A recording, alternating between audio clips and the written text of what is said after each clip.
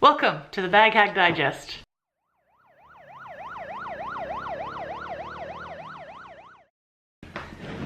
Hello, my fellow bag lovers. Trina here. I am coming to you today with an update on my Keepall 50. It's finished. I have finished dyeing it. I've coated it with Resolene, even got the little bits and pieces that come with it that probably I won't end up using, but it's nice to have them all done. I even found another strap. This Keepall didn't come with a strap. It's not Louis Vuitton, but I don't mind, it works fine. I got it super cheap.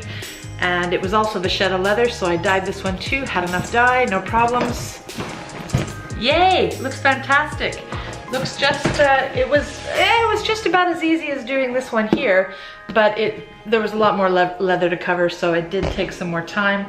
And I did have a little less patience doing it this time because, yeah, there's a lot of stroking to do on the leather. But as you can see, she looks a lot fresher than she did when I first got her. So I had a couple of problems there, but I did manage to take a little bit of footage of me dyeing it, if that interests you. So I'll talk over, or I think there's a few clips where I'm actually talking while I'm doing something. So I'll share that with you now. I took some of this stuff here. It's basically the same as Brasso. It's a metal polish cleaner, really good for brass. And as you can see, this end piece was completely black before, and now it's moderately clean. I think I need to go in again. These are really hard to clean because it's hard to put the elbow grease in when they're attached to the leather. Although the rivets are a lot easier to clean, and they've turned out great. I've taken out all the green muck around the edges for the most part, and they're nice and shiny. Hope I didn't destroy the leather too much around it. But I will be painting this bag, so no big deal if it gets stained. The easiest to clean was the zipper, because you can get right in there and just scrub and scrub and scrub until it's shining like brand new. The only thing is some of the residue from your polish cleaner may stay in, but with some water and some more scrubbing you can get that out. Again, the rivets here turned out pretty nice, I think. Is this going to focus? Yes, it is. Still a little bit of green residue here, but this brass here, oh my god, it's went on it 3 times already, and it won't polish up. Little bits of it are coming through, so it's going to take a little bit more work. There's some polish cleaner on this. Now, of course, what's really turned out nicely is my lock and keys. I just soaked them in the white chemical mix that is Brasso, or its equivalent, and then just lots of scrubbing with an old toothbrush, and there you go. If you're into the more natural stuff, apparently apple cider vinegar works, but I don't know how much patience I'd have with that. Yeah, chemicals are good. I decided to start on the inside this time. When I dyed my Speedy 30, I neglected the inside. I didn't think I needed to do it, but I might go back in there and do that too, because it does look pretty chic. I didn't use tape when I did this to cover the canvas. I just went in extremely slowly, and as you can see, I think they turned out pretty well. I have to now put Resolene on it. I did use the remainder. Gosh, I hope I have enough to paint the whole bag, but I have at least half a bottle left. Might work, might not work, I don't know. We'll find out soon enough. And the other thing that I went ahead and did was go in on the edges, anywhere where the metal was touching, because that's the part that's really, pain in the neck to do, is in between the leather here. It's the boring part, so I thought I would get that over with quickly. And then after, well, tomorrow, this will have dried by then. It actually dries pretty fast, but it has to get some more time before you put on another coat. Okay, so here's me going around into the piping of the bag. You'll notice that I'm going left to right, and I'm right-handed. That's probably not the best choice, even though the piping, that's not so big an issue because you're pinching it from the outside. Well, I am here anyway. But I would recommend that you go the opposite direction so that you don't get any dye on your stability hand.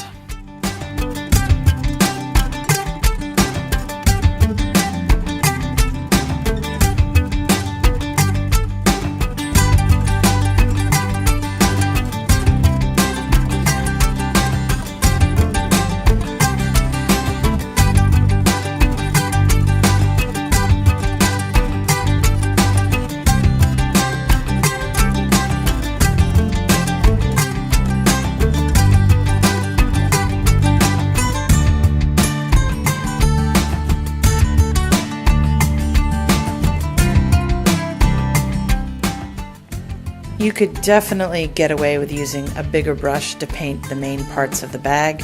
I was just in concentration mode and I didn't bother to change my brush up, but going in with a smaller brush means that you can get into all the nooks and crannies and crevices, especially if your leather is a little bit damaged.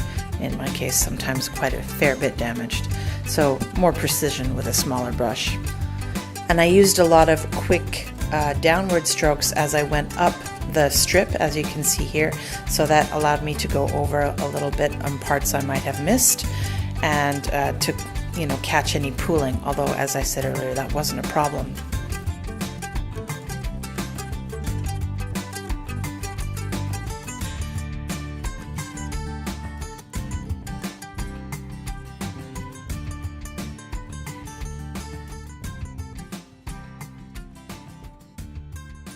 I'm not finished yet. I've just put one coat on. I just wanted to show you the drying process. Maybe you can go upside down with it. No, it's too far against the wall here. A couple of things that came out of this first dye process. I discovered a couple of really good things and a couple of not so good things. First, I discovered that if I bend, I guess it's hard to show you here. If I bend this part of the leather, I can get really behind and just dip in the material, dip the brush into the ink and just let it sink down there without having to do much effort. So that was really, really helpful. I didn't need to put any tape on the bag and it got everything nice and dyed. The other good thing that happened was that the leather is really dry, so it soaked up the dye very quickly. And I didn't have to worry about pooling or anything like that. It just soaked right in. So that made painting it or using the paintbrush on it really fast and easy. I discovered that I could very easily clean up, if I worked quickly, any spatters or paint smudges that I got onto the canvas. There are a couple of spludges that I did get. I don't know if you can see them there. There you go. There's a black mark there. I might try to get that out later, but I'm not really too worried about it. As I said before, I didn't pay too much money for this bag. I still have one full strap to do, and I did the top of this, but I haven't gone in behind. And I still have yet to do the handles, so I'll do that today. Now, the bad thing that happened, and this is unfortunate, but oh well, I'll take it off to show you. Okay, so the paint basically, oh, you're not gonna see in here, it's like a black hole, isn't it? So put it against the wall. Oh, there you go. Can you see that? Oh dear. The black went through the canvas and all the way to the lining. So I've got some dye right on the stitching here. Too bad, so sad. I'm not too bothered about it unless that dye eventually transfers to the contents and then we have a problem. But overall, I think it's looking okay. It was pretty easy, but a lot more dye required than doing my Speedy 30. There's a lot of leather to cover here. And I did end up rushing it a bit more than I would have liked to. I just sort of wanted to get it done last night, but I decided to call it quits after this last stroke here. Okay, so here's me going Flash Gordon style in on the handles. It's a pretty fast process. This is the easiest part of the paint job, except for you want to make sure you don't put your sticky wet paint on the surface of your canvas, but actually it dries fairly quickly rather. You have to wait for a while before you do a second coat, but for that initial ability to be able to touch the bag, you don't have to wait long at all, just a few seconds.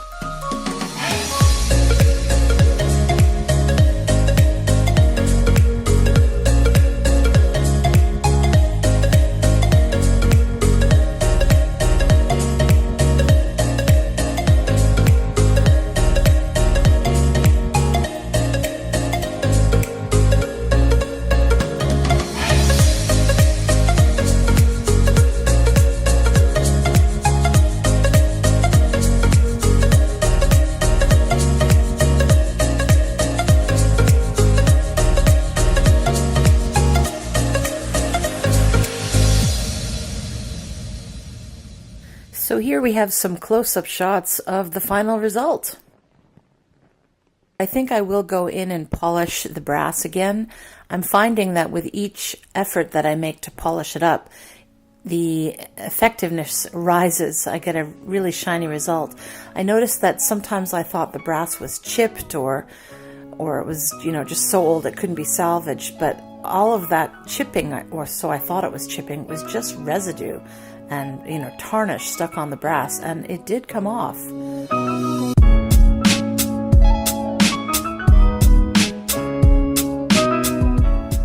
Although you can clean and condition leather, unfortunately, it doesn't rejuvenate itself like skin on your body does. It's not alive anymore. So that means that you can't repair any tears or shreds or scaling that may occur on your leather. So this particular bag was stored flat, and there was some damage in the fold areas. So when I went over that particular part, I had to make sure I bent it when I was painting it as well, because otherwise I would, when I bent it after the paint job, I could see the vachetta leather shining through under the scale. So that required a lot more of my attention. And I also put a lot more Vaseline on those areas. So that area is a bit thick and jaggedy sort of to the touch now because there's so much product that I've put in there. But the result is that it won't get further damaged. At least I hope. So I hope you enjoyed that little dye job walkthrough, and hope it inspires you to do the same with an old Louis Vuitton vintage piece that you might be so lucky to come across. It's worth it. I mean, totally worth it. These things are over $2,000 now, and for a couple of $100, well, probably more. I mean, I was really lucky with this find. You can get your own one. Do your research. It might take you a long time, but you can find one, and just put in some elbow grease and some patience, and you can bring an old piece back to life and hopefully get a lot of use out of it for years and years to come. I mean, this thing here is almost 30 years old, and I don't know, does it look 30 years old to you? Not to me. Okay, have a nice day, guys.